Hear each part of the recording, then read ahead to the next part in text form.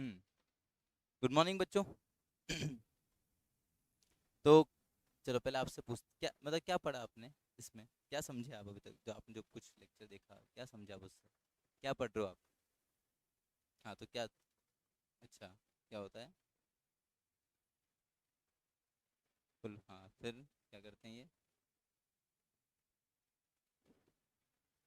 थोड़ा जानना चाहूंगा तभी तो फिर मैं आगे बढ़ा पाऊंगा तुझे, नहीं तो फिर मुझे कुछ और सोचना पड़े। बता। बस इतना पढ़ा तूने? मेरे non banking financial company NBFC होती है, और बस यही है? लर्न थोड़ा ना करना है। तो मैं तो यही पूछ रहा हूँ ना, क्या मतलब क्या समझा तूने, जो तूने समझा वो बता दे। ये तो ना कह रहा रट के ऐसा पूरा सुना दे एकदम, बोल भी नहीं रहा मैं। चल कोई बात नहीं, जाने दे। सब पता है एनबीएफसी का? नहीं पता? चल कोई बात नहीं। अभी है ना हम टाइप्स ऑफ एनबीएफसी पढ़ रहे थे, उसमें भी कुछ 7-8 तरह का टाइप्स हो चुका अपना, है ना?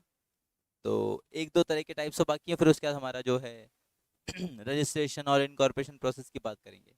तो चलो वो तो फिर भी एक अलग एस्पेक्ट आ जाएगा, तो वो तुमको फिर भी समझ में आ जाएगा, कोई दिक्कत नहीं है। खैर, तो जो बचा हुआ एनबीएफसी से उनका बात करते हैं बच्चों। कल अपन ने कौन कौन से NBFC types of NBFC discuss किए थे? कल अपन ने स्टार्ट किया था from the systematically important core investment company, हाँ। Then infrastructure debt fund company, micro finance institutions, तुम्हारे NBFC factors and mortgage guarantee company. हम लोगों ने कल यहाँ तक पढ़ा था, ठीक है। मैंने तुम लोग को कहा था, जितना मुझे याद आ रहा है, कि भाई ये वाला जो पार्ट है, इंफ्रास्ट्रक्चर डेट फंड कंपनी वाला पार्ट, एक बार पढ़ के आना घर से, मतलब एक बार यहीं पे पढ़ लेना। एक बार मैंने पढ़ा दिया, एक बार तुमने पढ़ लिया, एक बार तुम घर से पढ़ के आना, फिर अपन यहाँ पे एक बार और डिस्कस कर लेंगे। तुम पढ़ के आए? अच्छा वेरी गुड, तुम पढ़ के आए? बेटा तुम पढ़ के आए क्या, ये इंफ्रास्ट्रक्चर डेट फंड? चलो, कुछ समझ में आया फिर तुम लोग को? नहीं आया? अभी भी समझ में नहीं आया? हो है? तुमको समझ में आया? चलो पहले तुम सांस सांस ले लो बेटा, तुम पानी वानी पियो। ये फर्स्ट पार्ट में था ही क्या, 3 लाइन है? अच्छा, अच्छा उसके भी फर्स्ट पार्ट, ठीक है।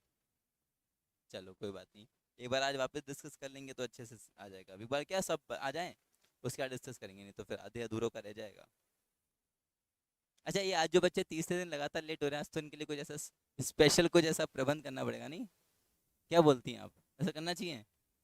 हाँ, आओ बेटा आओ।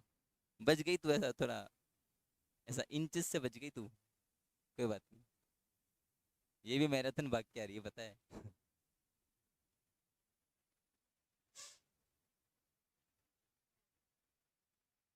हाँ हाँ बेटा, तू जल्दी आई है, बधाई हो तुझे।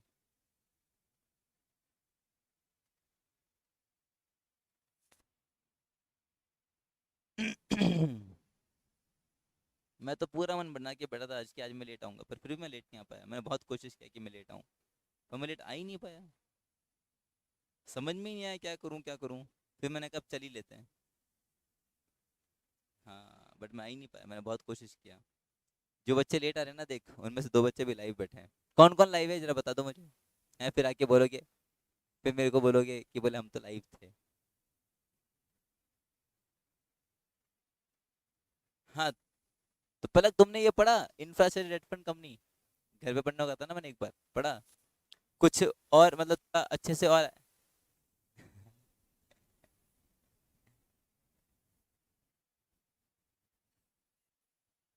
वेरी गुड वेरी गुड, बहुत अच्छा किया तूने आज, मेरी बात मान के, हाँ।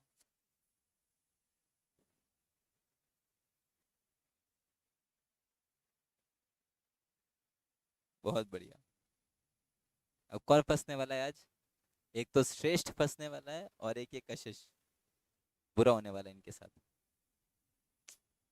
दिशान, इसके साथ तो बहुत बुरा होगा। चलो, अब वापस से वही सवाल पूछना पड़ेगा मेरे को। हाँ, ये जो 3 बच्चे, तुम, हाँ तुमने पढ़ा है बेटा, ये इंफ्रास्ट्रक्चर डेट फंड कंपनी पढ़ने होगा था ना, घर पे जाके पढ़ा? समझ नहीं आया? मैंने कहा पढ़ा क्या, ये नहीं पूछा समझ में आया क्या अभी? पढ़ा तूने, तूने पढ़ा कशिश? अच्छा अब पूछता हूँ, कुछ समझ में आया क्या अलग से? नहीं आया? इधर हीर, तुमको आया समझ में कुछ इधर? ये फर्स्ट पैरा में कुछ था ही नहीं, ठीक है ना? उल्ले तीन, तेरे को शुरू की 3 लाइन नहीं आई हैं और तेरे को बाकी की 5-6 लाइनें आ गई हैं, है ना? तेरे को स्टार्टिंग का आ गया है, बात का नहीं आया, तो एक काम करो, तो स्टार्टिंग का समझा तो बात का समझा, काम खत्म, मेरा काम खत्म। अच्छा, ठीक है। चलो तो एक बार वापस से डिस्कस कर लेते हैं, तो तुम लोग का काम खत्म हो जाएगा, है ना? देखो एक काम करो, जरूरी नहीं है कि इसको एज इट इज दिमाग में रखो, है ना? जो की टेक अवेज हैं वो ध्यान रख लो, जो की पॉइंट्स है वो ध्यान रख लो। सर क्या क्या की पॉइंट्स ध्यान में रखना है इसको? आओ आओ। तुम पहला दिन बहुत जल्दी थी, दूसरा दिन तुम थोड़ा ठीक टाइम पे थी, आज तुम लेट हो, ऐसा क्यों कर रही हो तुम? ऐसे पीछे क्यों जाती जा रही हो तुम? आगे बढ़ना चाहिए इंसान को बेटा। हाँ।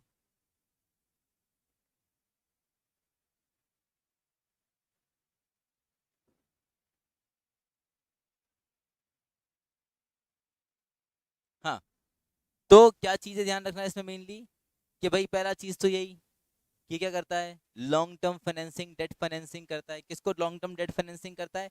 To the infrastructural projects. पहला बात ये आप ध्यान रख सकते हैं इजीली। दूसरा बात, फिर मैंने आपको बताया था, अभी इसको खुद को क्या करना है? फाइनेंस करना है, तो उसको पहले खुद के लिए क्या करना पड़ेगा? फंड्स अरेंज करना पड़ेगा। तो ये फंड्स अरेंज करने के लिए क्या करेगा? बॉन्ड्स इशू करेगा। किसको बॉन्ड्स, कौन से बॉन्ड्स इशू करेगा sir? Those bonds which are denominated in Indian currency और in the foreign currency. Foreign currency कौन सा? डॉलर। That's it. ये दूसरा पॉइंट आप ध्यान रख सकते हैं।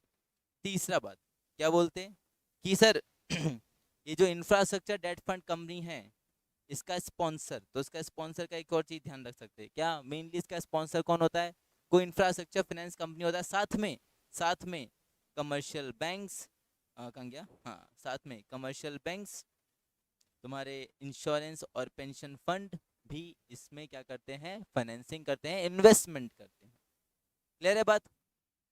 फिर एक और चीज जो आप इसमें ध्यान रखोगे वो क्या था, कि ये जो इंफ्रास्ट्रक्चर डेट फंड कंपनी है, ये रीफाइनेंसिंग का सुविधा भी उपलब्ध कराता है। रीफाइनेंसिंग मतलब, अरे एक कोई कंपनी था जिसने ऑलरेडी क्या कर रखा है, मान लो लोन ले रखा है, किससे ले रखा है? बैंक से ले रखा है। तो मैं इंफ्रास्ट्रक्चर डेट फंड कंपनी क्या करूंगा? अभी मान लो इस कंपनी का समय आ चला है कि भाई इसको ये लोन रीपे करना है बैंक को, पर इसके पास फंड्स की अवेलेबिलिटी नहीं है ना? तो यहाँ पे क्या होगा? मैं इसके इस लोन को रीफाइनेंस कर दूंगा। रीफाइनेंस मतलब बैंक को बैंक को पेमेंट कर दूंगा on behalf of the company. ठीक है, on behalf of the company. कशिश, तुम ऐसा 3 दिन मैंने तुमको ऑब्जर्व करा, तुम एग्जैक्ट 9:40 और आज तुम 9:39 पर हो। इतना कांस्टेंट मतलब कैसे रह सकती हो? मतलब तुम कैसे ये कैलकुलेशन लगाते हो कि 9:40 पे पहुंच ही जाना है? मतलब 9:40 ही क्यों, 9:30 क्यों नहीं बेटा? तो 9:10 पे निकला करो। हाँ, थोड़ा 10 मिनट अपना नींद कम कर लो, या 10 मिनट कम रात में फ़ोन कम चलाओ, या रात में 10 मिनट कम पढ़ाई करो थोड़ा, या 10 मिनट जल्दी सो जाओ, है ना? 10 मिनट थोड़े छोटे सपने देखो, है ना? तो शायद पूरा हो जाए। हाँ जी। सो क्या बोल रहा था मैं? यस। तो ये जो लोन है ना, जो बैंक को चल रहा था, ये बैंक को ये पैसा दे देगा, और अब ये कंपनी का डेट, या अपन बोल सकते हैं कंपनी पे लोन किससे चलेगा? इंफ्रास्ट्रक्चर डेट फंड कंपनी का। से इससे फायदा क्या हुआ? फायदा ये हुआ बच्चों कि इस कंपनी को क्या मिल गया? एडिशनल टाइम मिल गया टू रीपे दी डेट्स। अरे मैंने, क्योंकि ध्यान रखो कौन से लोन मिल देता है, ये लॉन्ग टर्म लोन्स देता है। अरे मेरा 5 साल का लोन था, 5 साल बाद मेरे को रीपे करने का समय आ गया, पर मेरे पास पैसा नहीं है, तो अगर आईडीएफ आकर बीच में रीफाइनेंसिंग कर रहा है, तो मेरे को 5 साल और मिल गए ना यार। ये चीज तो रीफाइनेंस का काम है। फिर इसने बोला कि for the purpose of refinancing, इधर 3 पार्टीज के बीच में क्या होगा? अग्रीमेंट होगा। ठीक है, वो 3 पार्टीज कौन कौन रहेगा? ऑब्वियस सी बात है, ये इंफ्रास्ट्रक्चर डेट फंड कंपनी, ये बैंक, और ये जो भी इंफ्रास्ट्रक्चर प्रोजेक्ट चल रहा था उसको।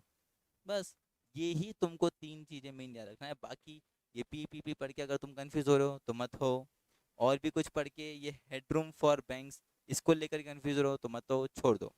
ये जो ऐसा जो की पॉइंट्स अपन ने पढ़ा ना, इनको ध्यान रखो और इनके बेसिस पे आंसर लिख के आना, ठीक है। जब कोई चीज आसानी से समझ में नहीं आए तो उसको आसान बना लो, है ना, मतलब अपनी सुविधा के अनुसार।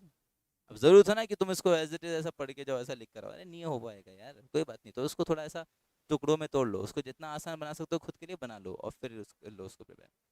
चलो फिर हमने क्या बात किया था, माइक्रो फाइनेंस इंस्टीट्यूशन का बात किया था कि ये माइक्रो छोटे छोटे लोन्स देता है, क्या कंडीशंस थी वो सारा चेक कर रहा था, वापस डिस्कस नहीं करने वाला मैं। एनबीएफसी फैक्टर्स, एनबीएफसी फैक्टर्स क्या था, हाँ हाँ बोलो बोलो। हाँ तो फैक्टरिंग क्या होता है,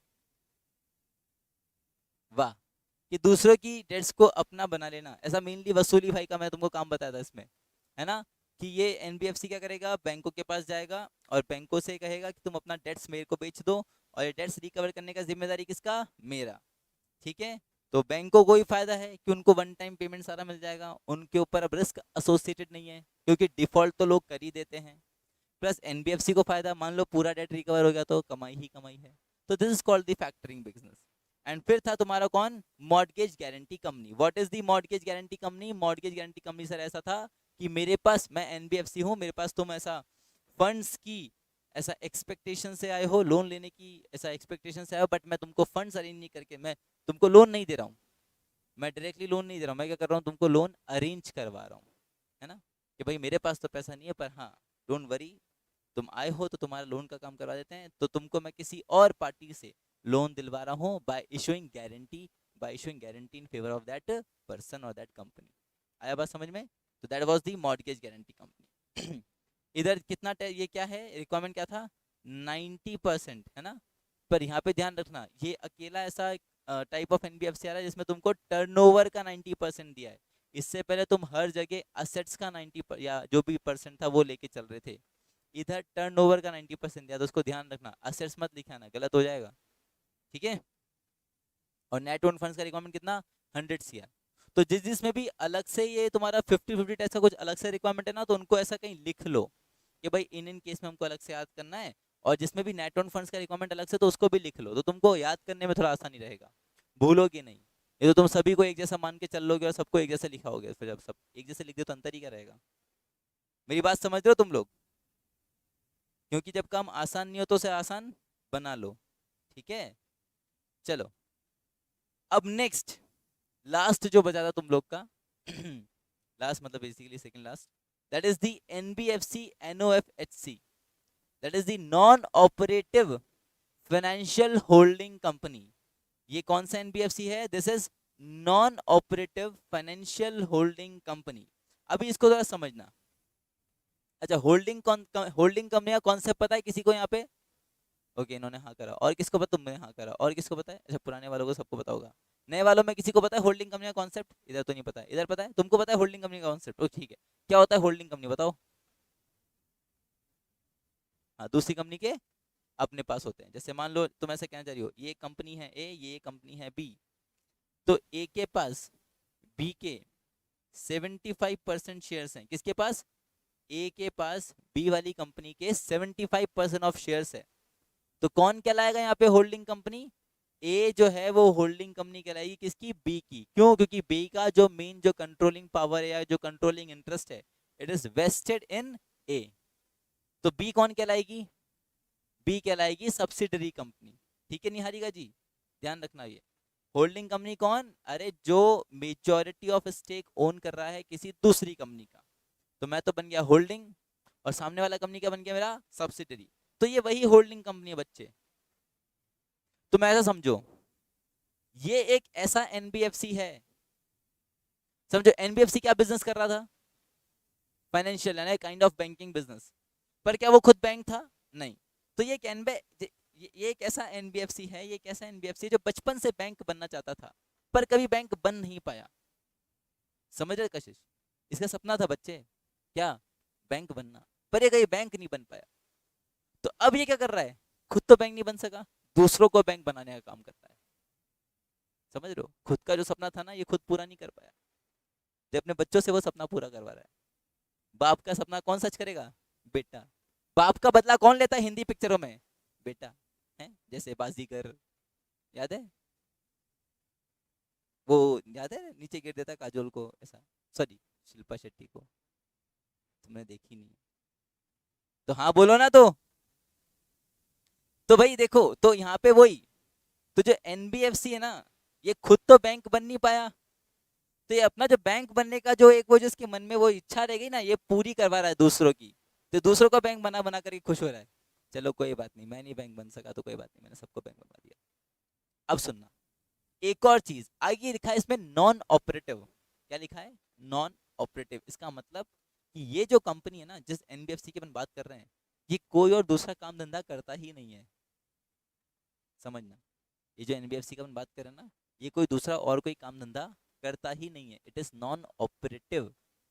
ठीक है, ये कोई और तरह का ऑपरेशन में एंगेज, ऑपरेशन यानी any kind of production activity, any kind of business activity, तो किसी भी तरह की एक्टिविटी में एंगेज है ही नहीं। ये सिर्फ एक ही काम करता है, क्या? दूसरों को बैंक बनाना। अब ये बैंक कैसे बनाएगा दूसरों को? ये बैंक कैसे बनाएगा दूसरों को? फाइनेंशियली सपोर्ट करके। फाइनेंशियली सपोर्ट करके। तुमको बैंक बनना है, तुमको पैसे की जरूरत पड़ेगी बेटा, कैपिटल की जरूरत पड़ेगी, मैं अवेलेबल कराता हूँ। मैं तुम्हारे बिजनेस में क्या लगाता हूँ? पैसा लगाता हूँ। इसलिए मैं कौन हूँ? Holding company. तो I am what? I am non operative. मैं कोई काम नहीं करूंगा, मैं सिर्फ तुमको बैंक बनवा के चला जाऊंगा। तो I am what? I am non operative financial holding company. एक ऐसा एनबीएफसी जो बैंक्स या दूसरे फाइनेंशियल कंपनीज को स्टैब्लिश करवाता है, सेटअप करवाता है।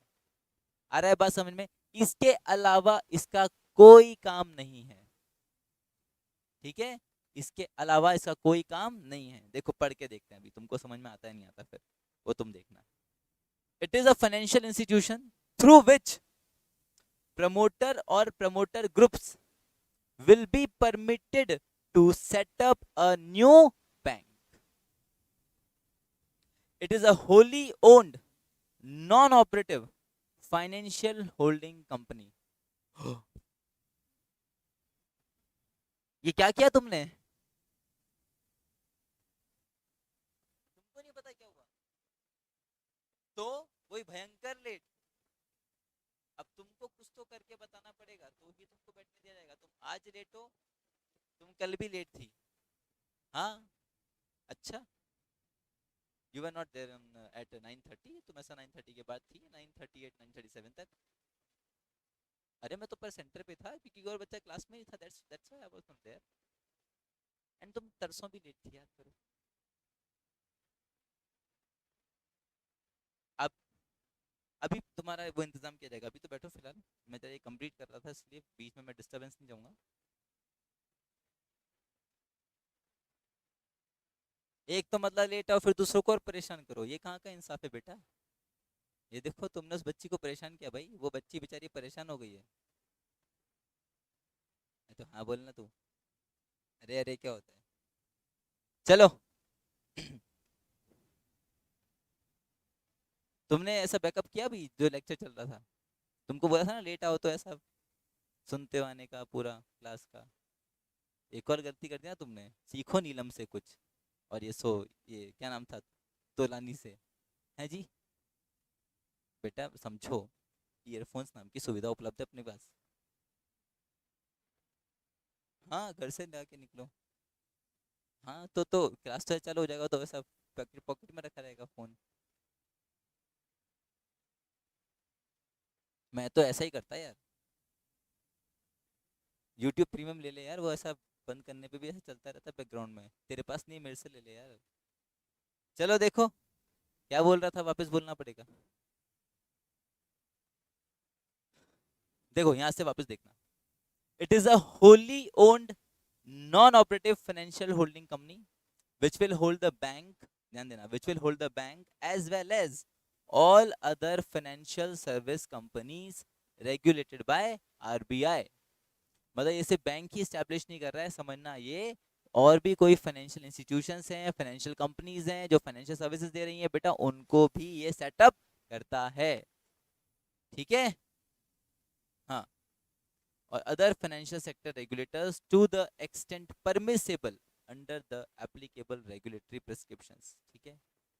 देखो ये जो इधर लिखा है होली ओन्ड सब्सिडरी कंपनी, कुछ होता था क्या? क्या होता था?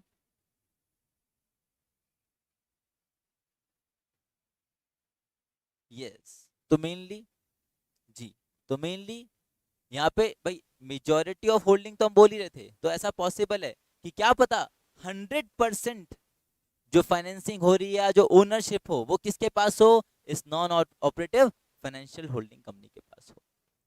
आया बात समझ में? तो क्या कर रहा है ये non operative financial holding company, ये सब सिर्फ जो प्रमोटर्स हैं या ग्रुप ऑफ प्रमोटर्स हैं, तो उनको एक जरिया प्रोवाइड कर रहा है to set up a new bank. कैसे? By way of financing them. और क्योंकि इसने उनको फाइनेंस करा है तो ये क्या बन गया उनका होल्डिंग कंपनी, और वो सारा इसका क्या बन गया सब्सिडरी कंपनी। इसका सिर्फ इतना काम है कि जो बैंक्स हैं और जो बाकी फाइनेंशियल इंस्टीट्यूशंस हैं उनको सेटअप करने का काम करेगा एज पर द प्रोविजंस या as per the regulations prescribe by RBI, या आरबीआई के अलावा कोई और अगर रेगुलेटर है, ठीक है, जिसका जो भी प्रोविजंस लग रहा हो, तो उनके प्रोविजंस के अकॉर्डिंग जो भी परमिसेबल लिमिट है, यानी जो भी ऐसा मैक्सिमम लिमिट है, वहां तक ये अपना इन्वेस्टमेंट उनमें कर सकता है। तो this is the non operative financial holding company. एक ऐसा एनबीएफसी है, क्या ये फाइनेंस कर रहा है क्या? हाँ सर कर रहा है ना, क्योंकि एनबीएफसी तो फाइनेंस तो करेगा, फाइनेंशियल सर्विसेज तो देगा, ठीक है, to set up a bank. Clear है बात? That's it. तो this is what NOHFC, NOFSC. अगला, ये समझा ना सबको, non operative financial holding company? कोई ऐसा बच्चा जिसको नहीं समझ में आया तो बोलो। सबको आ गया। Systematic, next, systematically important non-deposit taking NBFC means a non-banking financial company not accepting or holding public deposit। Sir ये अलग क्यों पढ़ रहे बेटा? ये अलग इसलिए पढ़ रहे, तुमने जो पहले CIC NDSA पढ़ा था ना, इट एक्सेप्ट्स पब्लिक फंड, और यहाँ पे ये बोल रहा है कि ये भी वही systematically important core investment company जैसा लग रहा है, सिस्टमेटिकली इंपॉर्टेंट कंपनी है, पर नॉट एक्सेप्टिंग और नॉट होल्डिंग पब्लिक डिपॉजिट्स, ठीक है, and having total assets of 500 crore and above as shown in the last audited balance sheet. ऊपर जो सिस्टमेटिकली इंपॉर्टेंट कंपनी था उसमें कितना था असेट्स के लिए? It was only 100 crore. कहाँ गया 100 CR था ना, कहीं पढ़ा था मैंने, कहाँ गया? अरे यार छुप गया था, हाँ ये रहा छुप गया था, 100 CR। पर नीचे जो कंपनी का बात किया, that is also systematically important company, but main बात क्या है, नॉन डिपॉजिट टेकिंग है, यानी पब्लिक फंड्स अपने पास नहीं रखेगा, प्लस इसका असेट साइज कितना होना चाहिए? कम से कम भी 500 करोड़, ठीक है, as per the latest audited balance sheet. Clear है बात? चलो, तो these are the different different types of NBFCs as per their activities, है ना, सबका काम अलग अलग था। हाँ, these are different different types of NBFC that we are required to study. कोई दिक्कत इनमें? हाँ सर दिक्कत है ना, किसमें? इसमें? तो अभी मैंने वापस बता दिया आज, तो अब क्या करोगे? वापस जाके पढ़ लेना और खुद से वो 3-4 पॉइंट्स लिख लेना, और उन्हीं को पढ़ना, उन्हीं को याद करना, इसको मत पढ़ना फिर। 3-4 क्यों, कितना बात किया था? 1 2 3 4, हाँ 4, 4 या 5 पॉइंट्स बनेगा, तो 4 या 5 पॉइंट ऐसा लिख लो और उन्हीं को तुमको पढ़ना है, उन्हीं को याद करना है बस, फिर इसको भूल जाना, ठीक है? हाँ, चलो आगे बढ़े, यहाँ से टाइप्स ऑफ एनबीएफसी हो गया। चलो नेक्स्ट क्या आ रहा है? Benefits of incorporating an NBFC. ये सवाल तो पहले भी उठा था कि सर एनबीएफसी और बैंक तो एक ही काम कर रहे हैं, तो दोनों का अलग अलग एंटिटीज क्यों? क्या फायदा है एनबीएफसी ला करके? तो मैंने तुमको फायदे गिनाए थे, 1-2 फायदे गिनाए थे मैं तो फिर भी, ठीक है। तो एक बार सारे जो बेनिफिट्स हैं यहाँ पे अपन लोग चेक कर लेते हैं कि what are the different different benefits of incorporating an NBFC. तो क्या बोल रहा है? According to research and studies, it is proved that NBFCs are outperforming banks। इसका मतलब बैंक से ज्यादा अच्छा परफॉर्म कर रहे हैं एनबीएफसीज। हाँ, the continued better performance from NBFCs has given rise to an uptick of 15% customer satisfaction as compared to the banking customer। यानी 15% ज्यादा कस्टमर यहाँ पे सेटिस्फाइड है as compare to the banks. The same is agreed by the RBI. According to the recent financial stability report, banks and NBFCs are financial intermediaries and the services offered by them are pretty much the same as banks. However, benefits of incorporating NBFCs are as follows. क्या क्या benefits हैं? पहला, competitive interest rates. तुमको ऐसा, ऐसे बोलने की बात है कि तुमको ऐसा बैंक से कंपैरिजन में थोड़ा ऐसा कम रेट ऑफ इंटरेस्ट मिल सकता है, बट आरबीआई ने क्या कर रखा है ना, आरबीआई कभी भी नहीं चाहेगा कि बैंकिंग सेक्टर को प्रेफरेंस ना मिले बल्कि एनबीएफसी को प्रेफरेंस मिले, ऐसा आरबीआई कभी नहीं चाहेगा। तो आरबीआई ने क्या है ना, रेस्ट्रिक्शन लगा रखा है एनबीएफसी के ऊपर, that they can not offer loans at an interest rate which is lower than the banks interest rate. नहीं तो फिर हर कोई कहाँ जाएगा? एनबीएफसी के पास भागेगा, बैंक्स तो बंद हो जाएंगे। सिमिलरली आरबीआई ने ये भी बोल रखा है कि NBFC can not offer interest rate on savings higher than the banks. अगर करते भी हैं तो उनका फिर कोई वैलिडिटी नहीं है ना, फिर तुम्हारा पैसा लेके भाग गए तो उसका भी कोई वैलिडिटी नहीं है ऐसा। चलो आओ चेक करें एक बार। Rate of interest is one of the main aspects of all types of loans. NBFC have started to concentrate on this area in the recent decades and have brought down अरे बहुत ज्यादा high है इनका interest, झूठ बोल रहे हैं ये, have brought down the interest rates to either equal to bank lending rates or at times even lower to bank rates। अभी समझो, तुम में से कभी किसी ने अपना फोन को फाइनेंस कराया है? फोन फाइनेंस नहीं कराया? अरे तुम लोग सबने ऐसा कैश में लोन लोन कैसे, कैश में फोन लिया था सबने ऐसा? चलो वाह बढ़िया बात है। तुम लोगों ने वो तो पढ़ा होगा ना, शॉप्स पे लिखा रहता है 0% ऐसा ईएमआई पे। हाँ, वो बजाज फिनसर्व का कार्ड जो चलता है, तो बजाज फिनसर्व क्या है? It is a type of NBFC, है ना, जो तुमको 0% पे फाइनेंस करवा के दे रहा। कहने को 0% फाइनेंस है, ठीक है, बाद में लगता तो वो थोड़ा बहुत इंटरेस्ट वो लग के हो ही जाता है। कभी तुमने अमेजोन और इस पे देखा है कि जहाँ वहां पे ऐसा ईएमआई पे तुम ऐसा 0% ईएमआई, उधर भी बोलते हैं, बोले क्रेडिट कार्ड से पेमेंट करो और ऐसा ऐसा तुमको बेनिफिट मिलेगा, पर तुम उसका पेमेंट करते हो ना, तो बाद में जो उसकी रियल कॉस्ट पड़ती है ना, वो उतनी ही पड़ती है जो ऐसा पहले आ रही होती है। उसमें लिखा था तुम ये क्रेडिट कार्ड यूज करोगे तो 5,000 का एक्स्ट्रा डिस्काउंट मिलेगा, ऐसा लिखा आता है ना। पर अब तुम पेमेंट कर देते हो और सब कर देते हो, पर उसका रियल कॉस्ट जो पड़ता है तुमको उतना ही पड़ता है जितना उसका कॉस्ट था। तो ये सब ऐसा दिखाने और बोलने की बातें हैं।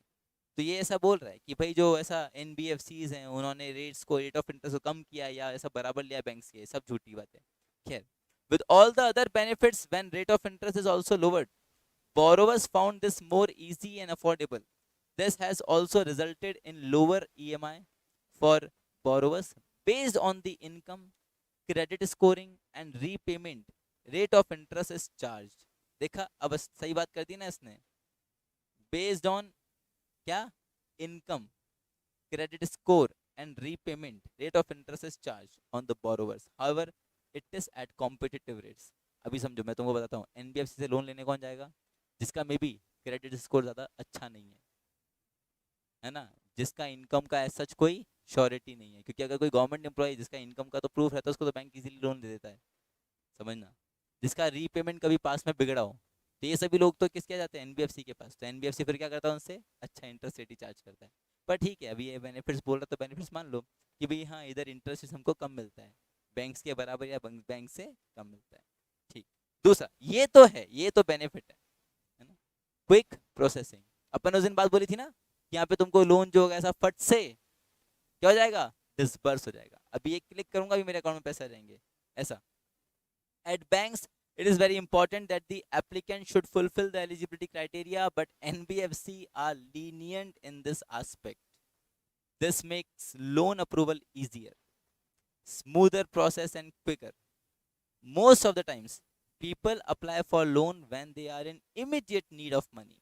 NBFCs have taken this as an opportunity to meet the demand by quickly processing the loan at competitive rate of interest. At times, borrowers are even ready to compromise on the interest rate if the loan amount is huge and if they could get it approved quickly। ये बात तो होता है, देखो यहाँ loan बहुत जल्दी मिल जाता है, क्योंकि यहाँ पे मैं तुमको बताया डॉक्यूमेंटेशन, एलिजिबिलिटी और जो फॉर्मेलिटीज हैं वो बहुत ही कम रहता है as compare to bank. Bank lakh नखरे करेगा फिर तुमको लोन देगा, पर यहाँ पे तुमको ऐसा तुरंत प्रभाव से लोन डिसबर्स हो जाता है विद मिनिमल डॉक्यूमेंटेशन। तो ये बात तो है, बेनिफिट तो है। तीसरा, less rules and regulations. NBFC के ऊपर ले दे करके किसका रेगुलेशन है? आरबीआई का। एनबीएफसी के लिए कोई अलग से एक्ट है क्या? जैसे बैंकों के लिए एक्ट है अलग से, है ना? कौन कौन से एक्ट है बैंक के लिए? भाई आरबीआई हो गया, बैंकिंग रेगुलेशन एक्ट हो गया, है ना? एनबीएफसी को लेकर के देखो तो पहले अपन बोलते हैं कि भाई सर इसके ऊपर कंपनीज एक्ट के प्रोविजंस लगते हैं क्योंकि वो तो कंपनी है। फिर क्योंकि ये फाइनेंशियल सेक्टर में डील कर रहा है तो आरबीआई के रेगुलेशन लगते हैं। पर अलग से एनबीएफसी के लिए कोई एक्ट नहीं है जो उनकी एक्टिविटीज को ऐसा लिमिट कर सके, समझ रहे? तो इसलिए यहाँ पे क्या है, थोड़ा less rules and regulations as compare to other financial sector ये institutions. As NBFC are incorporated under the Companies Act, though regulated by the RBI, the rules and regulations for lending are not as stringent as banks. ठीक है? This helps borrower to get loans easily. In view of less complicated loan processing requirement, borrowers are highly satisfied. Of course, the risk of default is high with NBFC, and thus interest rates and other charges will be according priced by the NBFC. Even the loan amount approved will be quite lesser than the collateral value. This is due to the high risk of default. NBFCs do not have statutory reserve ratios and can open branches at will. तो NBFC जब चाहे जहां चाहे अपना branches खोल सकता है, इससे वो मिनिमम रिजर्व रखने की भी जरूरत नहीं है और बहुत आसानी से लोन दे देता है। अब क्योंकि यहाँ पे ऐसा लोगों को आसानी से लोन बांट रहा है तो डिफॉल्ट होने का चांसेस भी यहाँ पे ज्यादा रहता है, इसीलिए एनबीएफसी वो डिफॉल्ट का क्योंकि चांसेस ज्यादा है इसलिए एनबीएफसी अपना इंटरेस्ट रेट्स भी क्या रखता है? हाई रखता है। ठीक है, ऐसा चीज। तो ये जो मैं तुमको बात बोला ना, ये वाला जो पॉइंट है ना, सरासर झूठ था, कोई बात नहीं। Then last resort of borrowing. तुम ऐसा बैंक बैंक घूम लिए पर कहीं तुम्हारे बैंक किसी बैंक ने तुम्हारे ऐसा प्रॉब्लम का सोल्यूशन नहीं किया, तो अंत में आदमी को जो एक रास्ता दिखता है जहां से उसका फंड्स का रिक्वायरमेंट पूरा हो सकता है, वो क्या है? NBFC, last resort. या तुम वहां पढ़ते थे ना आरबीआई के केस में, आरबीआई का एक फंक्शन पढ़ा था तुम लोगों ने, lender of the last resort. हाँ, वैसे ही अब क्या ना, वहां पे ऐसा कॉमन आदमी तो आरबीआई तक जा नहीं सकता, पर हमारे लिए last lender of last resort कौन हो गया? एनबीएफसी। ठीक है? NBFCs are the largest propellants of ushering finance into the country. They are the last resource of borrowing. Further, agility is a key factor for NBFCs as it sets the banks apart. Banks function slower as compared to the NBFC. Fine, fine, fine. Then it caters customer needs. हाँ, customer needs तो fulfill कर ही रहा है ना यार, ऐसी बातें कर रहे हो। Another major advantage of NBFC is the ground level understanding of their customers' profile and the need for their credit, which give them an edge as their ability to customize their product according to the client needs. The continued better performance from NBFC has given rise to an uptake of 15% of customer satisfaction. And last में क्या बोल रहा है? Loan available for individuals with poor credit rating. जिन लोगों का credit rating बहुत ही बेकार होता है, 500 से भी कम है, 600 से भी कम है सिबिल, तो उनको भी ये लोन फैसिलिटी दे देते हैं। पर क्यों, इसलिए कैसे? बेटा वहां पे इंटरेस्ट रेट्स बहुत ज्यादा हाई होती हैं, तो इनको क्या लगता है ना, इनको बहुत ज्यादा ल्यूक्रेटिव लगता है, बोले वाह ढेर सारा पैसा मिलेगा, इसको दे दो हाई रेट ऑफ इंटरेस्ट पे लोन, इसको जरूरत है, माना इसका सिबिल खराब है, अगर ये डिफॉल्ट करेगा तो इसका जीना ऐसा दूभर बना देंगे अपन। पर what we will be getting huge interest. जैसे समझो तुमको एक एग्जांपल देता हूँ छोटा सा, तुमने अगर 20,000 का लोन लिया है ना, किसी एनबीएफसी से, और तुम्हारा सिबिल बहुत खराब है, कितना टाइम के लिए लिया है? मान लो 9 मंथ्स के लिए लिया है, तो तुमको पता है तुम्हें 20,000 पे कितना रीपे करना पड़ेगा? तुमको कम से कम 20,000 पे रीपे करना पड़ जाएगा 28,000 तक आराम से। 28,000 भी कम बोल रहा हूँ, 30,000 भी जा सकता है। तो 20,000 के लोन के ऊपर तुमको कितना मिल, ऐसा 10,000 रुपए का इंटरेस्ट तुम ले रहे, तो interest rate is very much high. किस केस के लिए बोल रहा हूँ? Only for those cases where the credit rating of an individual is very poor. ठीक है, ऐसा चीज। तो ये कुछ अपन एडवांटेजेस या बेनिफिट्स लेके चल रहे हैं ऑफ एनबीएफसी, किसके कंपैरिजन में? बैंक्स के कंपैरिजन में। देखो पढ़ो एक बार इसको, ये वही चीज़ बोल रहा, इसलिए मैं ऐसा वापस से रीड आउट नहीं करना चाह रहा। एक बार प्लीज़ आप इसको यहाँ तक रीड करें जल्दी से।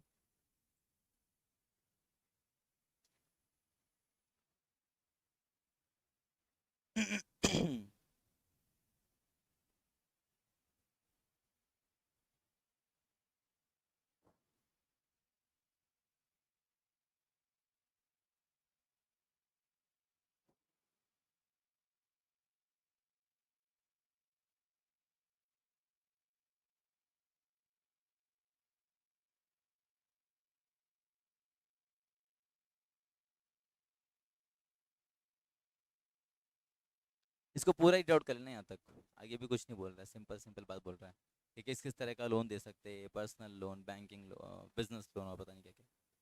इसको पूरा ही पढ़ लो, कुछ भी नहीं है इसमें।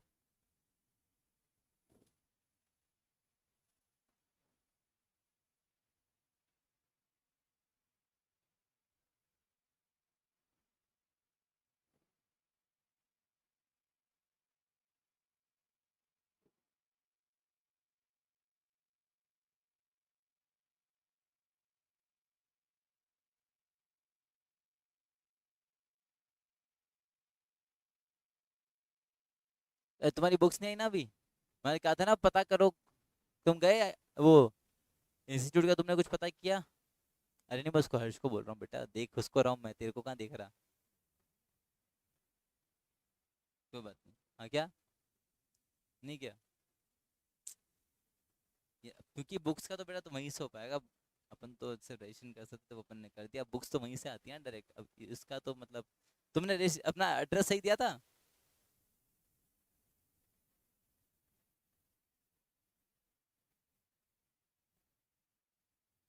हेल्पलाइन पे कॉल किया था तुमने? क्या हुआ फिर? तो कोई दूसरा नंबर निकालो गूगल से ही।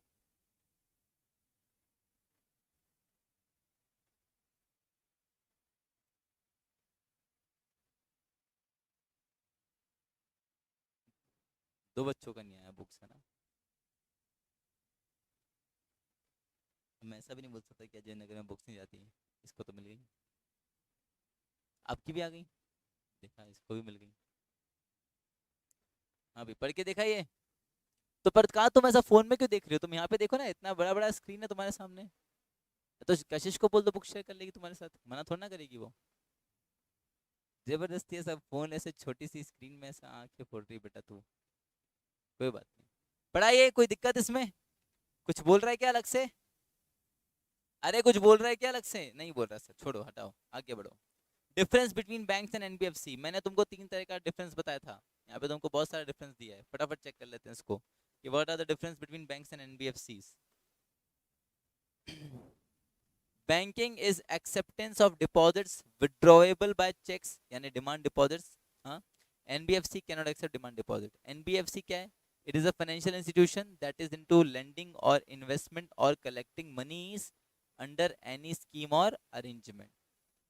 रेगुलेशन की बात करते हो तो बैंक्स के ऊपर जैसा मैंने बताया, बैंकिंग रेगुलेशन एक्ट 1949 भी एप्लीकेबल है, आरबीआई एक्ट भी एप्लीकेबल है। Lay down stringent control over banks. वही एनबीएफसी का बात करो, it is govern by companies act and RBI act. Scope का बात करें तो scope of business for banks is limited which is specified under section 6(1) of BR act.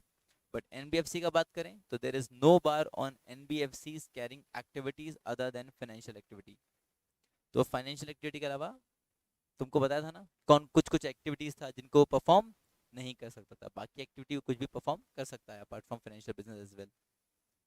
Registration licensing का बात करोगे बैंक्स के केस में licensing requirements are quite stringent, सारी चीजें बड़ी कॉम्प्लेक्स हैं इधर।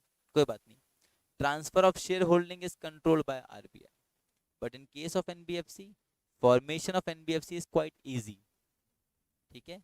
Acquisition of NBFC is procedurally regulated and are subjected to approval. And यहाँ पे easily शेयर होल्डिंग का ट्रांसफर हो सकता है, but it requires the approval. यहाँ पे भी अप्रूवल किसका लगता है? आरबीआई का।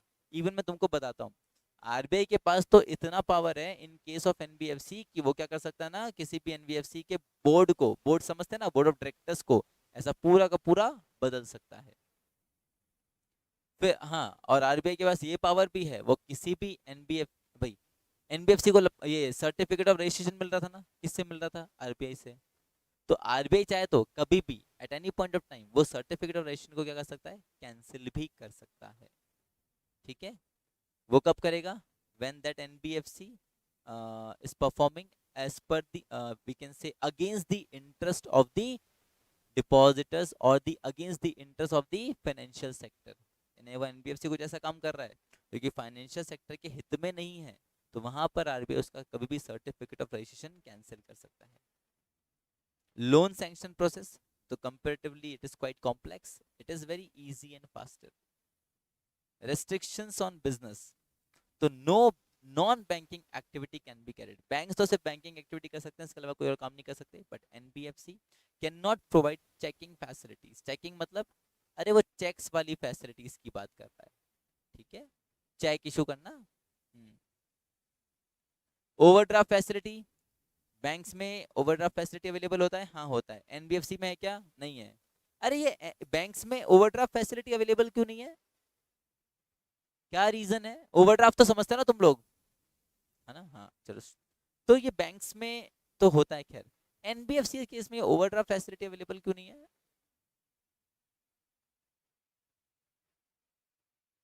देखो ओवरड्राफ्ट क्या होता है तुम बताओ, पहले मुझे बताओ ओवरड्राफ्ट होता है क्या है? जितने पैसे जमा हो ज्यादा निकाल नहीं सकते। अच्छा, ज्यादा निकाल सकते हैं। और ये पैसे किधर जमा होते हैं? अरे बैंक में तो होते हैं, कौन से अकाउंट में होते हैं, किस तरह का डिपॉजिट होता है वो तो बताओ बेटा। करंट अकाउंट के केस में होता है जनरली। हाँ,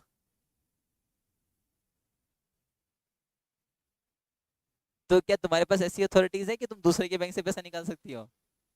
तुम ही तो नहीं है वो जो अभी आजकल जो अखबारों में न्यूज आ रही है फ्रॉड व्रॉड की, 20,000 पार, 50,000 पार, तुम ही तो नहीं कर रही बेटा कुछ काम।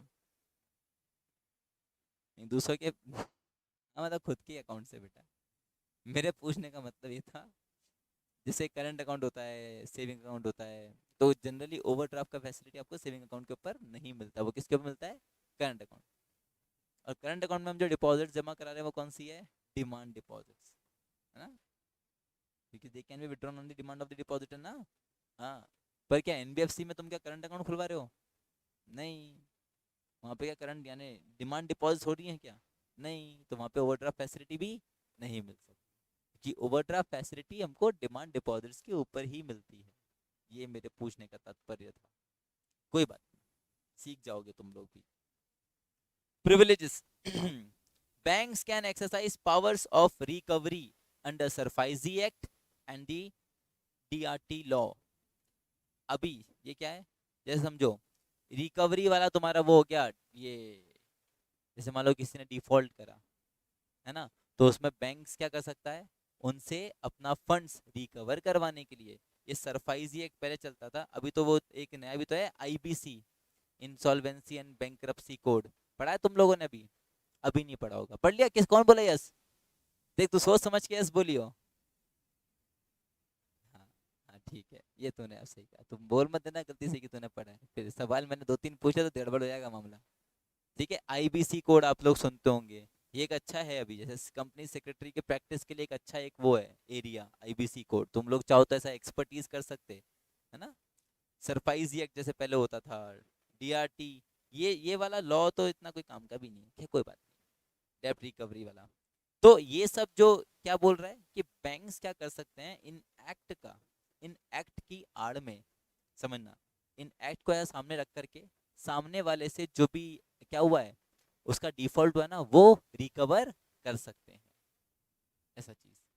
एनबीएफसी केस में none, except 196 NBFC specified by central government have powers under SARFAESI और डीआरटी लॉ।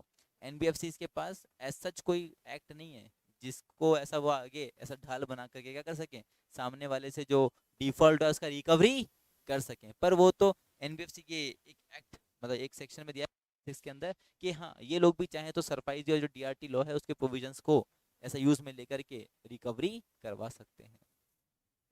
फॉरेन इन्वेस्टमेंट का बात करें तो बैंक्स में 74% तक का इन्वेस्टमेंट अलाउड है, फॉरेन इन्वेस्टमेंट अलाउड है, और एनबीएफसी में अप टू 100% एनबीएफसी। अभी तुमको पता है बीच में क्या हुआ था?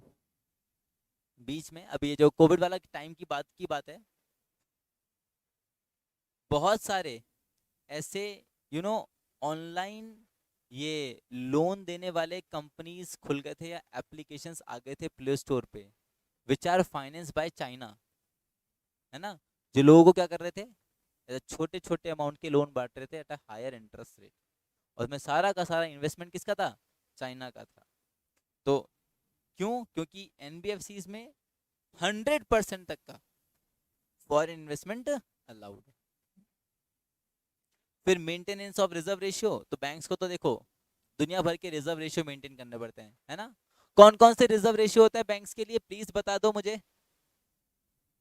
वाह, वाह। और लिक्विडिटी रिजर्व रेशियो वो तो बेटा सीआरआर और एसएलआर से ही बनता है, तो खैर वो इन्होंने बोल दिया। हाँ, और सीआरआर और एसएलआर के अलावा और, अरे bank rate, repo rate, reserve repo rate, खत्म बात। ठीक है, सोचते क्या हो तुम लोग बैठ के। इन case of NBFC, the NBFC have to maintain a certain ratio of deposits. इनको रिजर्व नहीं रखना, इनको क्या करना है, they have to maintain a certain ratio of deposits in specified security. No such requirement for non depositing NBFC. और जो NBFC deposit accept करती नहीं उनके लिए ऊपर तो ये रिक्वायरमेंट है भी नहीं। ठीक है। प्रायोरिटी सेक्टर लैंडिंग रिक्वायरमेंट्स, तो certain minimum exposure to priority sector required. ये क्या चीज है? प्रायोरिटी सेक्टर मतलब जैसे गवर्नमेंट ने फिक्स कर रखा है कि दीज आर द सेक्टर्स जिनको तुमको क्या करना है, प्रायोरिटी पे रखना है फॉर ग्रांटिंग लोन्स। जैसे इंडस्ट्रियल सेक्टर मान लो, कोई मैन्युफैक्चरिंग सेक्टर मान लो। आया बात समझ में?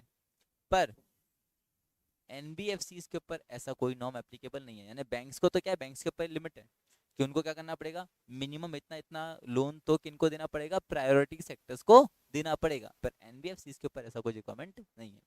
तो ढेर सारा तुम्हारे पास क्या आ गया, डिफरेंसेस आ गया है, जो तुम आराम से याद रख सकते हो between banks and NBFC. Clear है बात? एक second रुकिएगा। Hello.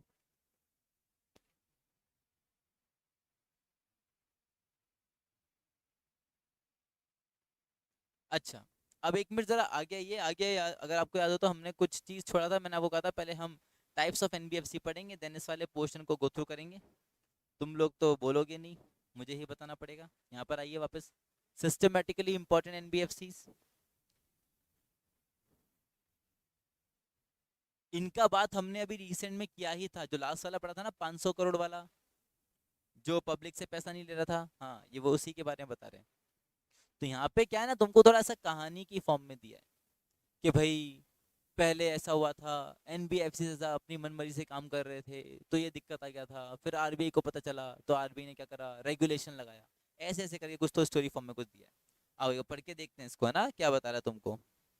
Systematically important NBFCs, NBFCs whose asset size is of rupees 500 crore or more as per the last audited balance sheet are considered क्या, सिस्टमेटिकली इंपॉर्टेंट एनबीएफसी। तो ये ध्यान रखना, जो भी एनबीएफसी का क्या असेट साइज कितना हो, 500 करोड़ या उससे ज्यादा हो, तो उसको किस कैटेगरी में रखा जाता है, उसको सिस्टमेटिकली इंपॉर्टेंट एनबीएफसी कैटेगरी में रखा जाता है।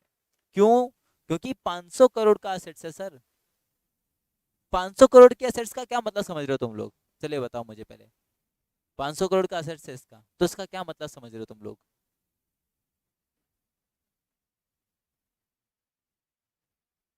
हाँ, टोटल एसेट्स क्या 500 करोड़ की, तो टोटल एसेट्स मतलब क्या चीज है, क्या चीज है एसेट्स में उसके पास?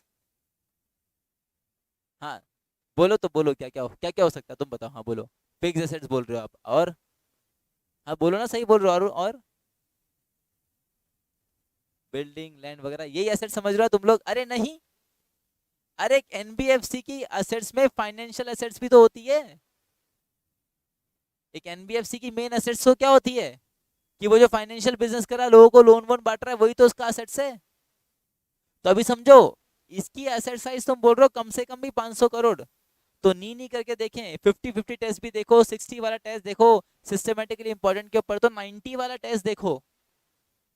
तो 90 वाला टेस्ट अगर मान के चलूं तो कितना, एटलीस्ट 450 करोड़ रुपीस का इसका क्या है, फाइनेंशियल एसेट्स है, इसने लोगों को फाइनेंस बांटा है। तो हो गया ना यार, ये तो सिस्टमेटिकली इंपॉर्टेंट एनबीएफसी, ये हमारे ऐसा इकोनॉमी के लिए हो गया ना ऐसा इंपॉर्टेंट। इसके ऊपर तो स्पेशल रेगुलेशन लगना चाहिए ना, क्योंकि इतना बड़ा अमाउंट इन्वॉल्व है। समझो 500 करोड़ की एसेट्स का मतलब क्या बोल रहा है, 500 करोड़ की एसेट्स का मतलब ये इतने, मतलब इसका जो फाइनेंशियल एसेट्स होगा वो क्या होगा, बहुत ज्यादा होगा। ठीक है, अब आगे देखो। तो are considered as systematically important NBFC. The rationale for such classification is that the activities of such NBFC will have a bearing on the financial stability of the overall economy. तो ये जो एनबीएफसी का जो काम धंधा है ना, ये क्या करेगा, हमारी फाइनेंशियल स्टेबिलिटी को क्या कर सकता है, अफेक्ट कर सकता है। क्यों, अरे मैंने बोला ना तुमको, इसका जो फाइनेंशियल एसेट्स है, कितना बड़े बड़े अमाउंट का लोन बांटता फिर रहा है ये, तो ये सीधा सीधा किसको अफेक्ट करेगा, हमारे फाइनेंशियल स्टेबिलिटी को अफेक्ट करेगा। इसलिए इसको सिस्टमैटिकली इंपॉर्टेंट एनबीएफसी बोल रहे, समझ रहे। हर वो एनबीएफसी जो क्या हो, 500 करोड़ का, कम से कम 500 करोड़ का एसेट्स लेके बेटा, उसको सिस्टमैटिकली इंपॉर्टेंट एनबीएफसी कैटेगरी में रख देना है। In the wake of failure of several banks in the late 1950s and early 1960s in India, large number of ordinary depositors lost their money. At this time, RBI did note that there were deposit taking activities undertaken by non-banking companies as well. ये बहुत पहले की बात बता रहे हैं कि तब भी लोगों ने अपना पैसा खोया था, और जब बैंक आरबीआई को पता चला, तो आरबीआई को पता चला कि ज्यादातर जो डिपॉजिटर्स थे जिन्होंने अपना पैसा खोया, वो किस में खोया, नॉन बैंकिंग कंपनीज में, बैंक्स नहीं थे वो, दोज वर दी एनबीएफसी, दो they were not systematically as important as the banks. The Reserve Bank initiated regulating them. तो वहां से आरबीआई ने उन एनबीएफसी को किसके रेगुलेशन में लेकर आया, अपने रेगुलेशन में लेकर आया। समझ रहे, as they had the potential to cause pain to their depositors. जैसे मेरे को बहुत बड़ा पेन हुआ था, तुमको तो याद ही है, कितने का पेन था वो, 50,000 मिलने वाला था मेरे को, बहुत बुरा हुआ था नीलम मेरे साथ। मैंने 3 साल तक पैसा जमा कराया था बेटा, 30,000 जमा कराए थे, and at the end of that year मेरे को 50,000 मिलने वाला था बेटा। I was a small boy at that time, तुमसे भी छोटा था बेटा मैं तो, कितना खुश था मैं, मेरा एनबीएफसी भाग गया पैसा लेकर के, it caused a lot of pain to me. तो वैसे ही है ना, तो आरबीआई रियलाइज कि भाई it causes a lot of pain to the depositors, तो इसको अपने रेगुलेशन में लाना ही पड़ेगा। These institutions have thus been under the regulatory oversight of the RBI since 1963. In the wake, since then, regulation has generally kept pace with the dynamism displayed by the sector. और आप देख लो उसका regulation बढ़ता ही जा रहा है, RBI हर बार अपना regulation बढ़ाता जा रहा है।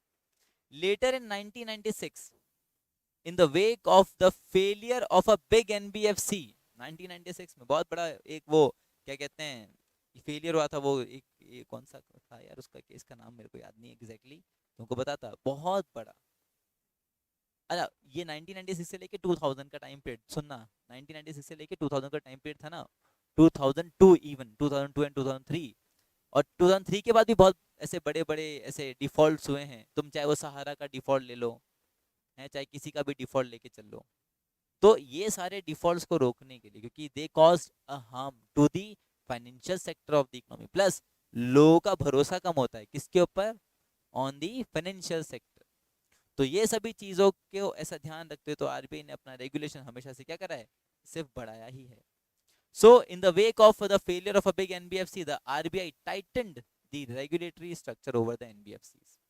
तुमको पता है एक और चीज मैं बताता हूँ, कोविड के समय, कोविड का टाइम था तब आरबीआई ने, जितना मेरे को याद है ना, जो मैंने रिपोर्ट पढ़ा था, 200 कुछ एनबीएफसीज के सर्टिफिकेट को कैंसिल किया था आरबीआई ने। वो कोविड वाला टाइम था ना, कितना एनबीएफसीज के सर्टिफिकेट को कैंसिल किया था, 200 एनबीएफसीज के सर्टिफिकेट को कैंसिल किया था। क्यों, क्योंकि सबका एक्टिविटीज कुछ ना कुछ ऐसा था which can cause harm to the depositors. समझ रहे ऐसा? The Reserve Bank tightened the regulatory structure of the NBFC with rigorous registration requirements and enhanced reporting and supervision. In November 2014, the entire regulatory framework was reviewed with a view to transitioning over time to an activity-based regulation of NBFC. As a first step in this direction, certain changes to the regulatory framework are sought to be made. क्या क्या changes हो आप वो ध्यान दो. Address risks wherever they exist, address regulatory gaps and arbitrage arising from differential regulation both within the sector as well as other financial institutions, harmonize and simplify regulation to facilitate a smoother compliance culture among NBFC and strengthen governance standards. तुमको क्या करना है, चार points as it is याद रखने हैं. तुमको क्या करना है, ये चार पॉइंट्स एज इट इज याद रखने हैं. ये किस, अब सर ये क्या है पॉइंट्स, कैसे याद रखने हैं? तो बेसिकली इसको ऐसे याद रखना, these are the we can say the changes or the reforms, है ना, taken by RBI for NBFCs. कि रिसेंट में क्या डेवलपमेंट्स हुआ है NBFCs को लेकर के बाय RBI. तो इससे पहले जो भी आंसर लिखोगे वो ठीक है, इसमें बाद में ये चार पॉइंट्स तो तुम्हारा रहना ही चाहिए कि आरबीआई ने एक तो भाई उनका रिस्क असेस करना, दूसरा कि कोई भी तरह का गैप्स, रेगुलेटरी गैप्स छूट रहा है तो उसको मैनेज करना, प्लस स्मूथ फंक्शनिंग इंश्योर करना, प्लस गवर्नेंस को इंश्योर करना. ये चार चीजें आरबीआई लेकर के आया है. ठीक है, तो अगर if there is a question regarding the recent developments, ठीक है, इन एनबीएफसीज बाय आरबीआई, तो तुमको ये चार चीजों को वहां पे मेंशन करना पड़ेगा. क्लियर है बात? ऐसा चीज.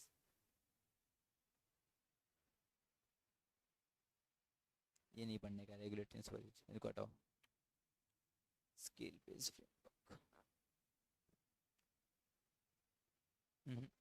अब आ जाओ सीधे. ये नहीं पढ़ने का है, बेस लेयर ये सब हटाओ. सीधा ये अब यहाँ पे इनकॉर्पोरेशन ऑफ एनबीएफसी. कि एनबीएफसी का इनकॉर्पोरेशन, कंपनी क्या होती है जनरली? कंपनी होती है इनकॉर्पोरेट. क्या इनकॉर्पोरेट होते ही कंपनी अपना काम स्टार्ट कर देती है? नहीं करती. फिर कब करती है खुशी स्टार्ट काम? आफ्टर कमेंसिंग द बिजनेस, है ना. क्योंकि एनबीएफसी पे कंपनी है तो ये भी क्या होगी? इनकॉर्पोरेट होगी, है ना. और इनकॉर्पोरेशन के बाद, अच्छा एक और चीज मुझे पूछना, मैं पूछ लेता हूँ पहले ही. तो एक एनबीएफसी बाय बर्थ एनबीएफसी हो सकता है? हाँ हो सकता है. कौन कौन सा बिजनेस इसके लिए? वो जो तुमको पहले बताया था स्टार्टिंग में, पहला दिन के अंदर. अगर उनमें से कोई बिजनेस तुम्हारा नहीं तो पहले तुमको इनकॉर्पोरेट होना पड़ेगा, फिर तुमको,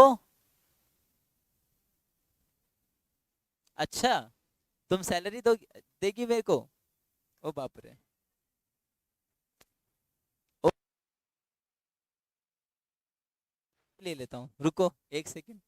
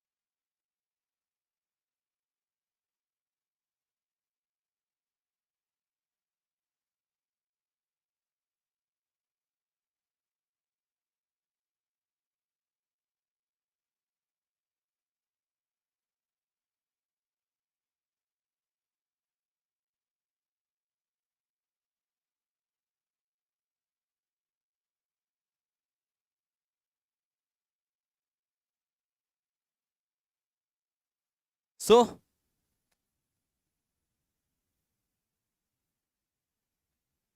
तो पहले तो क्या करना पड़ेगा, कंपनी इनकॉर्पोरेट करना पड़ेगा, एंड बाद में तुमको कुछ ऐसा कुछ चीजें था ना, कुछ चीज प्रूफ करके तुमको क्या करना पड़ेगा, सर्टिफिकेट ऑफ रजिस्ट्रेशन ऑब्टेन करना पड़ेगा।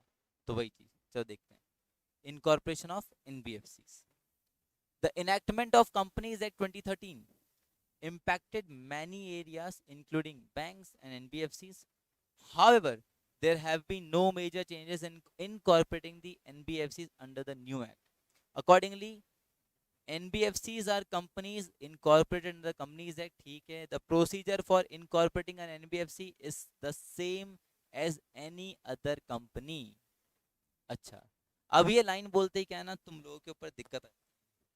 क्यों? क्योंकि तुम लोगों ने मुझे कहा था कि तुम लोगों ने पूरा SBC पढ़ लिया है, और ये बोल रहे हैं यहाँ पर क्योंकि ये NBFC कंपनी है, तो जैसे बाकी कंपनीज को इनकॉर्पोरेट किया जाता है वैसे NBFC को भी इनकॉर्पोरेट किया जाता है। तो तुमको तो फिर प्रोसीजर याद होगा ही एक कंपनी को इनकॉर्पोरेट करने का, क्योंकि अगर तुमको वो प्रोसीजर याद है तो तुम यहाँ पे NBFC को भी क्या कर लोगे, इनकॉर्पोरेट कर ही लोगे। सही बोल रहा हूँ मैं खुशी? और तुम लोगों ने क्या किया मेरे बाहर जाते ही, और क्यों ही किया, और किसने किया? किसने बोला ऐसा? तुमने बोला ऐसा? अच्छा, ठीक है बेटा, कोई बात नहीं। हाँ है प्रोसीजर याद किसी को? चलो कोई बात नहीं, छोड़ो। As any other company through web from spice plus, ये क्या है ये तो बता दो। चलो छोड़ो। their principal business to be stated in the MOA. MOA क्या होता है ये तो बता दो। अच्छा, मेमोरेंडम ऑफ एसोसिएशन। इसमें क्या करना पड़ेगा इसको, उस MOA में कुछ क्लॉज होते हैं, है ना? क्या क्या क्लॉज होते हैं? एक होता है नेम क्लॉज, जहाँ पे कंपनी अपना नाम बताता है। एक होता है कैपिटल क्लॉज, जहाँ पे अपना कैपिटल बताते हैं। और एक होता है ऑब्जेक्ट क्लॉज, है ना, कि क्या किस ऑब्जेक्ट से वो ऐसा अपना ये बिजनेस कैरी कर रहे हैं। ठीक है, तो उनको अब वहां पे MOA में क्या बताना पड़ेगा, अपना प्रिंसिपल बिजनेस बताना पड़ेगा। उनका प्रिंसिपल बिजनेस क्या होगा, फाइनेंशियल सर्विसेज प्रोवाइड करना है, फाइनेंशियल बिजनेस।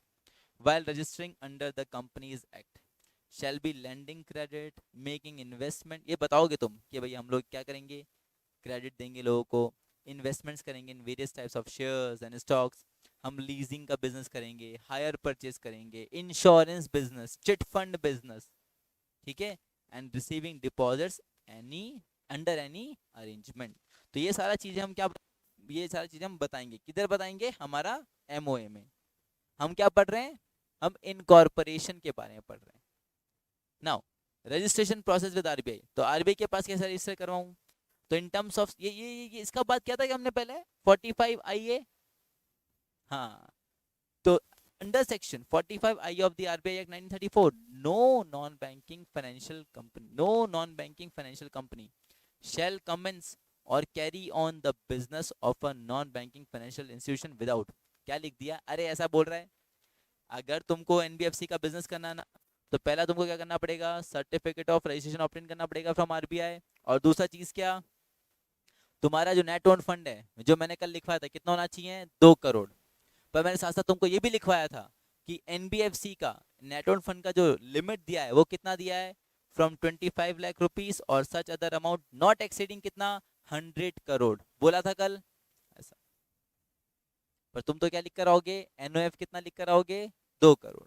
ठीक है, further in terms of the power given to the RBI to obviate dual regulation, certain categories of NBFC which are regulated by other regulators are exempted from the requirement of registration with RBI। क्या कह रहा है, कुछ ऐसे NBFCs जिनके ऊपर दूसरे regulators का कंट्रोल है, जैसे मैं तुमको ये जो नाम दिए हैं, venture capital fund, merchant banking companies, stock broking company, ये सब के ऊपर सेबी का रेगुलेशन चलता है। किसका रेगुलेशन चलता है, सेबी का। तो इनको फिर वो RBI के रेगुलेशन में ये नहीं आएंगे, फिर इनको ये वाला रिक्वायरमेंट पूरा करने का जरूरत नहीं पड़ेगा।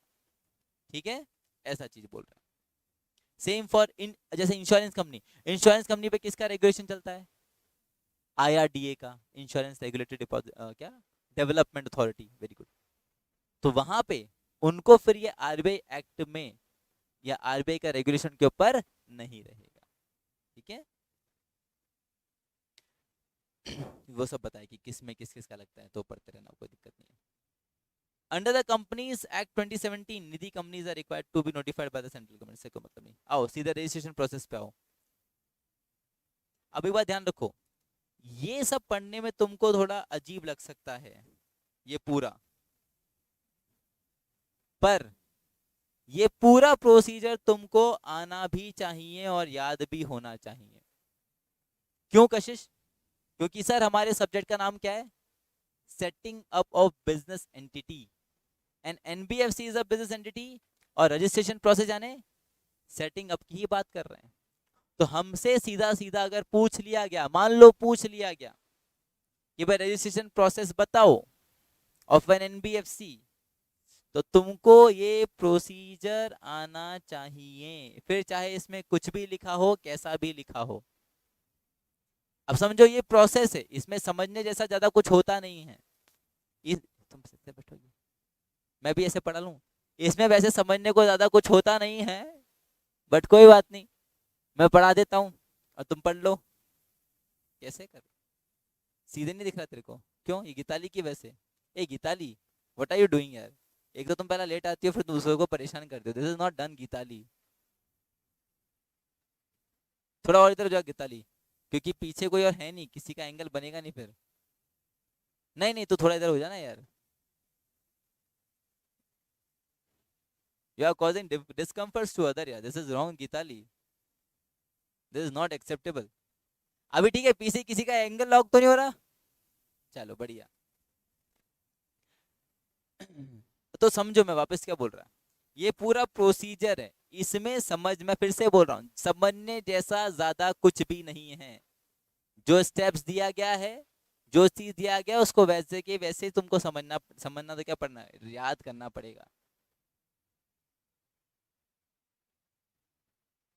एक मिस हो गया चल जाएगा।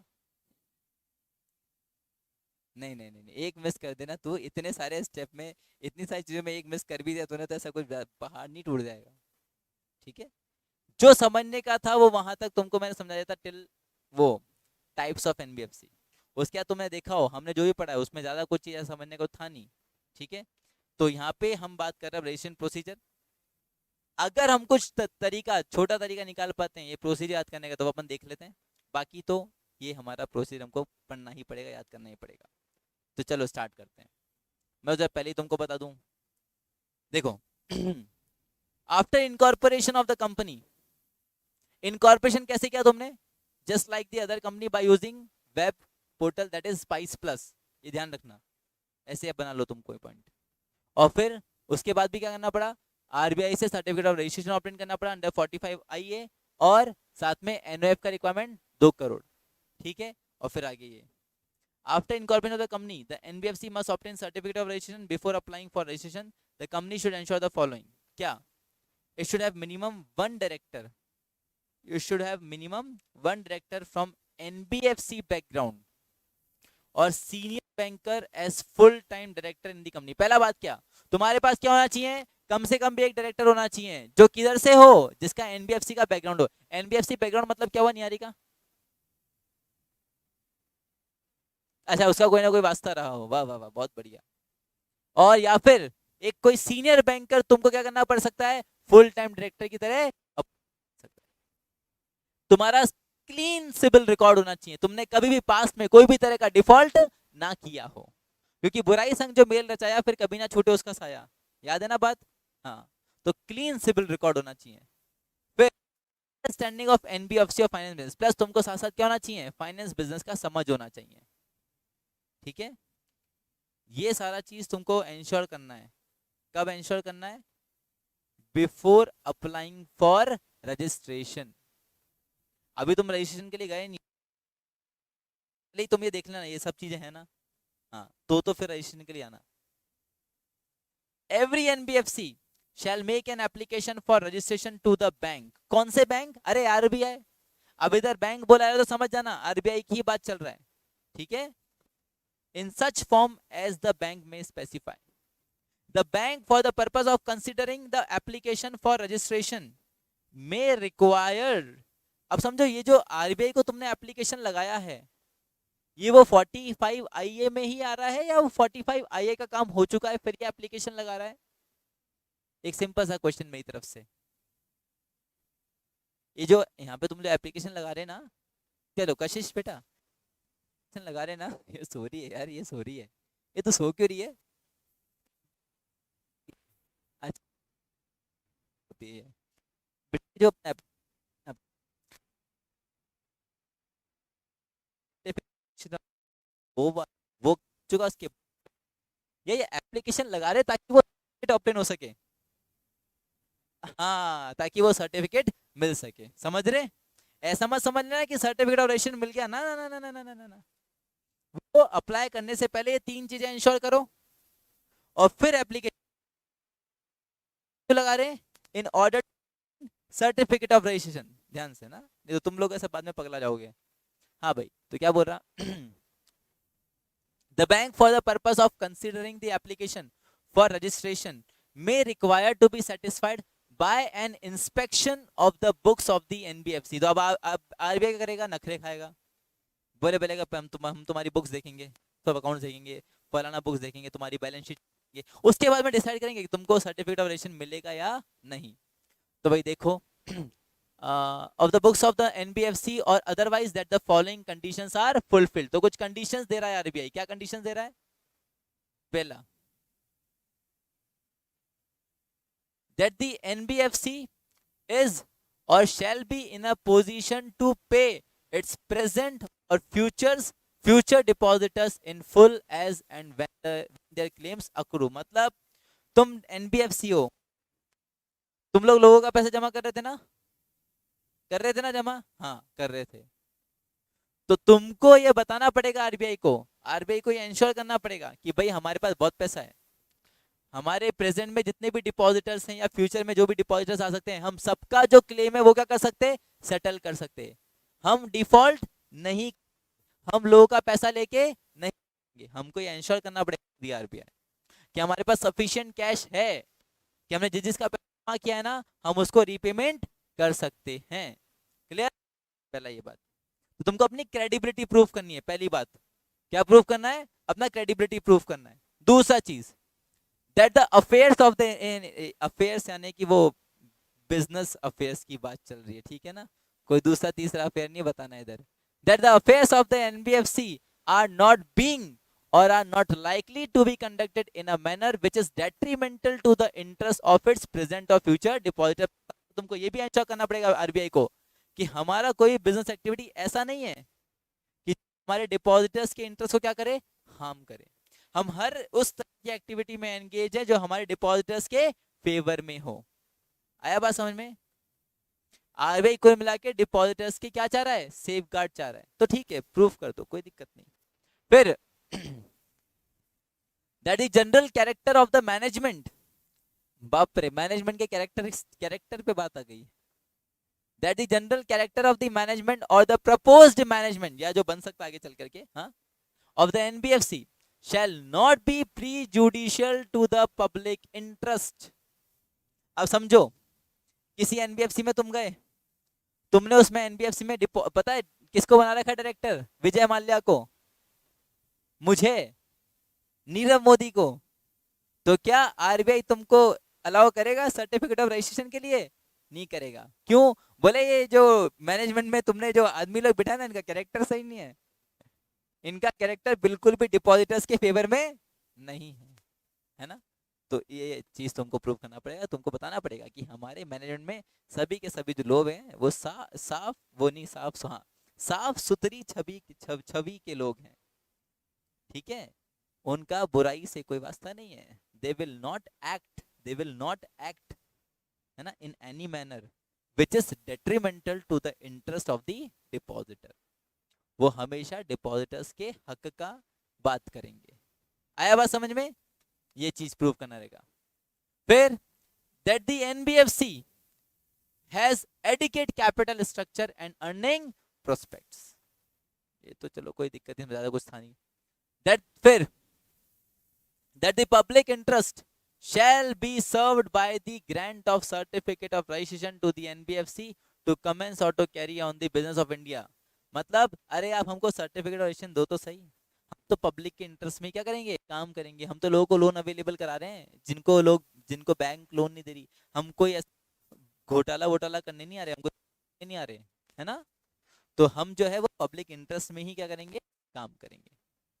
फिर that the grant of certificate of registration shall not be prejudicial to the operation and consolidation of the financial sector, consistent with monetary stability and economic growth, considering such other relevant factors which the bank may by notification in the official gazette may specify। मतलब अरे NBFC is a part of the financial sector, financial sector will क्या करेगा, it affects the economic stability। तो मेरे को ये बताना पड़ेगा that the operations of the NBFC they will not harm the interest of the financial sector, plus it will not affect the economic stability of the nation। अभी समझो, Bajaj Finserv का नाम सबने सुना है ना, बहुत बड़ा कंपनी है। वो अगर मान लो डिफॉल्ट कर देता है, उसमें बहुत सारे इन्वेस्टर्स का पैसा है, उसने लोगों को बहुत सारे लोगों को लोन भी दे रखा होगा, या उसने लोगों का पैसा जमा भी कर रखा होगा, है ना। अभी मान लो वो डिफॉल्ट कर देता है, तो फिर कैसा भूचाल आ जाएगा, बहुत भयंकर भूचाल आ जाएगा, समझ रहे हो। फाइनेंशियल सेक्टर जो हमारे, चाहे शेयर मार्केट हो चाहे कोई फाइनेंशियल मार्केट हो, उसमें ऐसा कोहराम मच जाएगा। And it will affect the liquidity, and अगर लिक्विडिटी अफेक्ट होगा तो इकोनॉमिक स्टेबिलिटी भी अफेक्ट होगा। तो इसलिए तुमसे यहाँ बोला जा रहा है क्या, कि जो तुमको अगर सर्टिफिकेट ऑफ रजिस्ट्रेशन भी दे दिया गया, तो तुम्हारे जो बिजनेस एक्टिविटीज होंगे वो क्या नहीं करेंगे, वो फाइनेंशियल सेक्टर के इंटरेस्ट को हार्म नहीं करेंगे, एंड उसके कारण कोई भी नेगेटिव इंपैक्ट नहीं पड़ेगा किसके ऊपर, ऑन दी इकोनॉमिक स्टेबिलिटी। ठीक है। फिर अच्छा तुमको एक बात बताऊं, ये जो पॉइंट है ना, ये तुम हर जगह ऐड कर सकते हो। जब भी तुमको कोई, मान लो कोई प्रोविजन लिख रहे हो या तुम कोई कंडीशन लिख रहे हो ना, और तुमको कोई कंडीशन याद नहीं आ रहा हो, तो ये हमेशा एक पॉइंट रह सकता है क्या, कि बोले एनी अदर कंडीशन एज में बी स्पेसिफाइड, कि कोई भी जो कंडीशन जो बताया जाएगा वो भी लगा देंगे। तो ये एक हमेशा एक एडिशनल पॉइंट तुम्हारे पास रहता ही है। हाँ, तो देखो, any other condition fulfillment of which in the opinion of bank shall be necessary कहाँ गया to ensure that the commencement or of carrying on the business in India by an NBFC shall not be prejudicial to the public interest or in the depositors of the or in the interest of the depositors। Last में क्या बोल रहा है, बोले और भी कोई काम जो तुमको लग रहा है ऐसा डिपॉजिटर्स के इंटरेस्ट को हार्म करेगा या कुछ भी करेगा, ऐसे कोई भी काम में हम लोग एंगेज नहीं होंगे। तो ये सारा चीजें तुमको क्या करना पड़ेगा, आरबीआई को प्रूफ करना पड़ेगा, तब जाकर के आरबीआई तुम्हारी वो जो एप्लीकेशन थी ना फॉर रजिस्ट्रेशन, उसको कंसीडर करेगा, सोचेगा कि भाई तुमको ऐसा रजिस्ट्रेशन दें या ना दें। तो चलो इतने सारे पॉइंट्स हैं, कोई 6 पॉइंट्स अपन याद कर लेते हैं, दैट विल बी सफिशिएंट। ठीक है। पहला क्या, एक वो मैनेजमेंट वाला याद रख सकते हो इजीली, है ना, विजय माल्या का फोटो याद रख लो या मेरा फोटो याद रख लो। ठीक है। दूसरा, हाँ, एडिकेट कैपिटल स्ट्रक्चर वाह और बिजनेस प्रोस्पेक्ट। तीसरा, हाँ, डेट्रीमेंटल टू फाइनेंशियल सेक्टर और इकोनॉमिक स्टेबिलिटी। 3। चौथा, अच्छा डिपो हमारा कोई भी एक्टिविटी ऐसे ऐसे नहीं होगा जो डिपॉजिटर्स के इंटरेस्ट को हार्म करेगा। ठीक है, चौथा ये हो गया। क्रेडिबिलिटी करना, और लास्ट में any other which may be detrimental to the interest of the depositors, तो we will ensure कि हम लोग इस तरह के एक्टिविटीज में एंगेज नहीं होंगे। तो ये 5-6 पॉइंट याद रख लो इसमें, that will be sufficient। आया बात समझ में, कर लोगे ऐसा। चलो आगे देखते हैं। अरे निहारिका, तेरे को समझ में आ रहा है? हैं? अरे हाँ ना तो बोल, झूठ बोल रही तू, तेरे को नहीं आ रहा।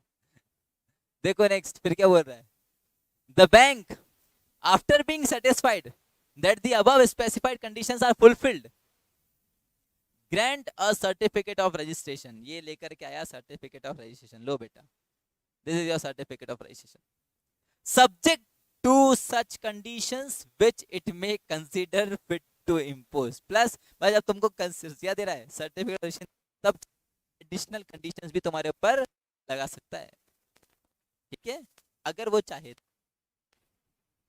द बैंक कैंसिल, मैंने बताया था ना तुमको, आरबीआई ने 200 एनबीएफसी का सर्टिफिकेट कैंसिल किया, बोला था ना। हाँ, तो सर्टिफिकेट रजिस्ट्रेशन तो मिल गया, बधाई हो तुमको लोग को, वो रजिस्ट्रेशन प्रोसेस खत्म हो चुका है, ठीक है, हेलो, रजिस्ट्रेशन प्रोसेस खत्म हो चुका है, मिल गया रजिस्ट्रेशन तुम लोग को। तो एज सच कोई स्टेप्स नहीं थे रजिस्ट्रेशन में, पहले तुमको 3 चीजें प्रूव करनी थी स्टार्टिंग में बिफोर रजिस्ट्रेशन, क्या, कि कोई एक डायरेक्टर एनबीएफसी के बैकग्राउंड से होना चाहिए, या एक senior banker full time director की अपॉइंट होना चाहिए, दूसरा चीज क्लीन सिबिल, तीसरा चीज तीसरा चीज क्या था, हाँ फाइनेंशियल सेक्टर का उसको अंडरस्टैंडिंग होना चाहिए। फिर वो क्या करोगे, एप्लीकेशन लगाओगे for registration to the RBI, फिर ये कंडीशन सेटिस्फाई, अगर ये सारा कंडीशन सेटिस्फाई हो गया तो आरबीआई क्या करेगा, to such condition as RBI deems fit, clear. और 2 करोड़ का एनएफ तो याद रखना ही है तुम लोग को। अब आर देखो, जो हम ये जो बात लिखी ना इधर, ये मेरे को मतलब थोड़ा परेशान करती है बात, मतलब मेरे दिमाग पे इसका गहरा असर है बहुत। पता नहीं तुम लोग को भी ऐसा लगेगा नहीं, पढ़ के देखो तो पता चलेगा। दूसरा बात ये कह रहा है कि the bank cancel a certificate of registration granted to a NBFC under this section if such company, यहाँ पे कुछ कंडीशंस दी हैं कि अगर ऐसा ऐसा कंडीशन अगर होता है तो आरबीआई जो है ना, जिसने उस एनबीएफसी को जन्म दिया, मैं जिसने उस एनबीएफसी को ऐसा सर्टिफिकेट रजिस्ट्रेशन दिया, वो उसके सर्टिफिकेट को कैंसिल भी कर सकता है। इसका मतलब पता है क्या हुआ, खुशी, कि जो आपको जन्म देता है उसको तुमको मारने का भी हक है, समझ रहे, अगर तुम वो कंडीशंस फुलफिल ना करो तो कशिश सावधान रहें, सतर्क रहें, ठीक है, क्योंकि जिन्होंने तुमको जन्म दिया है उनको तुमको मारने मतलब उनके पास तुमको मारने का लाइसेंस है बेटा, सब्जेक्ट टू दी कंडीशंस। अब वो सब्जेक्ट टू द कंडीशन मेरे ख्याल में सबके केस में अलग अलग रहेगा, है ना। चलो, इधर इसके केस में क्या है कंडीशंस, पहला, ceases to carry on the business of a NBFC, अरे तुमने एनबीएफसी की तरह सर्टिफिकेट लिया था, अरे हेलो क्या हो गया, हाँ, तुमने एनबीएफसी की तरह सर्टिफिकेट लिया था, तुम एनबीएफसी का बिजनेस ही नहीं कर पा रहे, समझ रहे हो, you are not carrying on the business of NBFC, अभी तुम एनबीएफसी का बिजनेस ही नहीं कर रहे हो तो क्या करोगे सर्टिफिकेट का, चलो कैंसिल कर देते हैं, पहला ये। दूसरा, has failed to comply with any condition subject to which the certificate had been issued, तुमको जिन कंडीशंस के वास्ते तुमको सर्टिफिकेट, तुम इन कंडीशंस को वो नहीं कर, क्या नहीं कर पा रहे, कंप्लाई नहीं कर पा रहे हो, तुम वो कंडीशंस ही फुलफिल नहीं कर पा रहे, तो ठीक है कैंसिल कर देंगे। फिर at any time fails to fulfill any of the condition referred to in clause D2G of subsection 4, अब D2G बोले तो मैं तुमको बताता हूँ D2G क्या, D2G है ये वाला, यहां से ये D2G देख रहे हो, कैपिटल स्ट्रक्चर से लेकर यहां तक, तो इन 4 में से तुमने कोई भी कंडीशन फुलफिल नहीं कर पा रहे, तुम्हारा एडिकेट कैपिटल स्ट्रक्चर नहीं है, तुम पब्लिक इंटरेस्ट के अगेंस्ट में हम काम कर रहे, तुम फाइनेंशियल सेक्टर के इंटरेस्ट के अगेंस्ट में काम कर रहे, तो उस केस में भी तुम्हारा क्या कर देंगे, सर्टिफिकेट कैंसिल कर देंगे, ये ध्यान रखना है ना। इधर D2G जो बोला ना, वो ऊपर वाले पॉइंट्स जो है ना D2G, उनके लिए बोला है, बाद में पगला मत जाना, बोले यार D2G कौन सा था। फिर फोर्थ, फेल्स, किस चीज में फेल हो गए, fails to comply with any direction issued by RBI, है ना, आरबीआई ने कुछ डायरेक्शंस दिए थे, क्या डायरेक्शंस दिए थे, कि भाई जैसे देखो ये कोविड का टाइम आ रहा है, तो लोग अपने इंस्टॉलमेंट्स पे नहीं करेंगे, तो उनको वो बीच में आ जाए, तुमको 2-3 महीने का वो फैसिलिटी दिया था, जिसको क्या बोल रहे थे वो, जिसमें इंस्टॉलमेंट तुमको अपना ईएमआई पे करने का जरूरत नहीं था, अरे वो था ना, वो 2 महीने का क्या मिला था वो, अरे वो था ना वो, अरे था वो, बहुत टफ वर्ड था वो, एक सर्च करना पड़ेगा।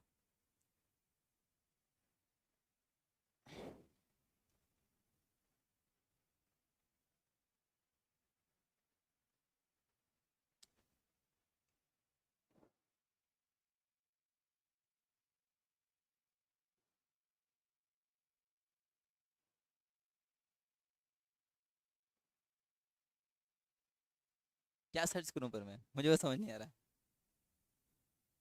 ये कैसी दुविधा है। आ,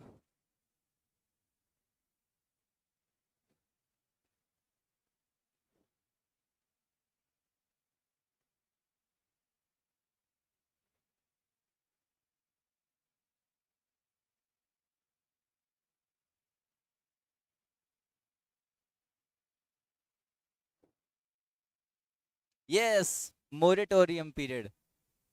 अरे हेलो, व्हाट हैपन? क्या हुआ बेटा? सब सही? नाश्ता पानी करके आई घर से? हाँ ठीक है फिर।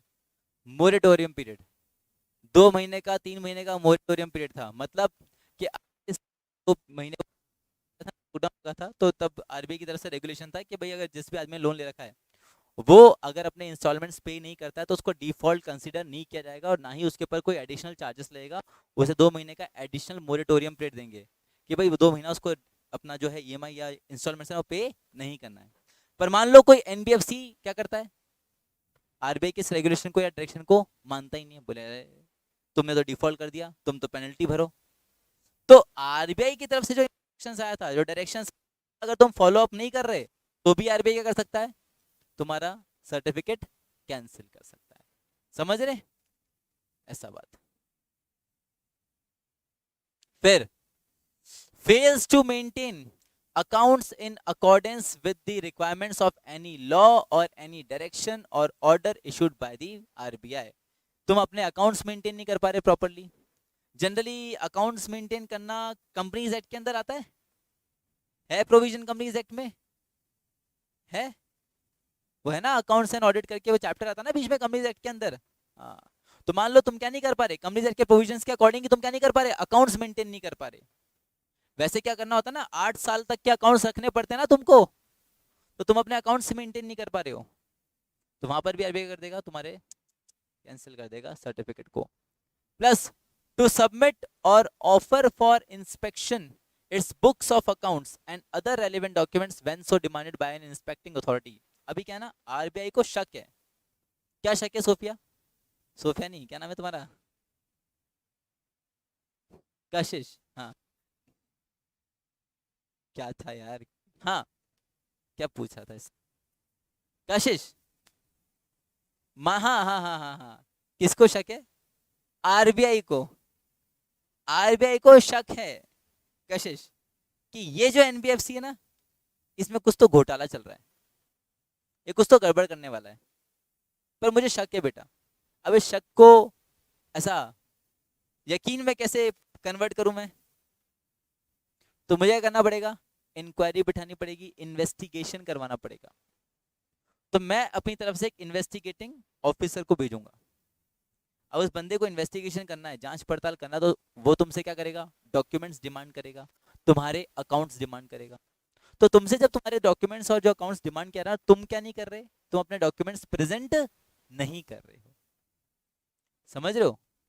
तो अगर ऐसा भी तुम जब कर रहे, you are not cooperating with the inspecting authority, तो उस केस में भी आरबीआई क्या कर सकता है, आरबीआई को क्या हो जाएगा, पक्का हो जाएगा कि हाँ यार गड़बड़ तो था, तो इनका क्या कर देते, सर्टिफिकेट ऑफ इशू कैंसिल कर दो। And the last condition has been that NBFC has been prohibited from accepting deposits by an order made by the bank under the provision of this chapter, and such order has been enforced for a period of not less than 3 months। अगर किसी मतलब RBI ने किसी NBFC को prohibit किया है, किस चीज से प्रोहिबिट किया है, कि तुम पब्लिक से फंड एक्सेप्ट नहीं करोगे, पर तुमने क्या करा, फिर भी पब्लिक से फंड एक्सेप्ट कर लिया, तो उस केस में भी आरबीआई क्या करेगा, तुम्हारे इस सर्टिफिकेट को कैंसिल कर सकता है। तो अगर अपन देखें तो किन किन कंडीशन में आरबीआई तुम्हारे सर्टिफिकेट कैंसिल करेगा। पहला, जिस कंडीशन पे तुमको सर्टिफिकेट दिया था उसका तुमने कंप्लाई नहीं करा। दूसरा, मैं जो डायरेक्शन इशू कर रहा हूं तुम।